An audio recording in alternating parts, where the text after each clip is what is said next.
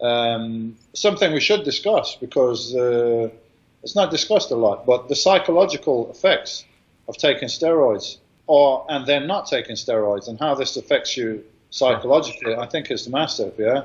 And I think a lot of people suffer from psychological issues, depression and so on, when they're coming off steroids because you're on all this male hormone that makes you feel very positive and you get used to that. And then, at least in my case, because I'm this character that's very extreme, I always told myself, I'm doing this, I'm taking these steroids and whatever because it's my profession and I have to do it, right? So when I'm not doing this profession anymore, I won't do it anymore. And that was it. I just, from one day to the next, I just stopped. And I didn't do, I didn't really taper off. I didn't take ACG. It was just like extreme, like, that's it, fuck it, I'm stopping. And, I even went to see an endocrinologist in UK, and I had a conversation with him. And at the end of the conversation, he looked at me and he said, to be honest, Dorian, you probably know more than me about this.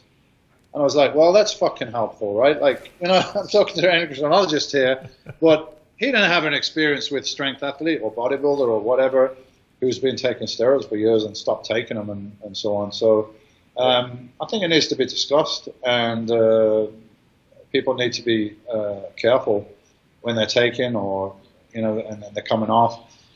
And it's not my subject because I'm Mr. Olympia, but I mean, with the women, it's like 100 times worse. And I think you're going to see a lot of people with psychological issues when they get older and they're not taking these hormones anymore.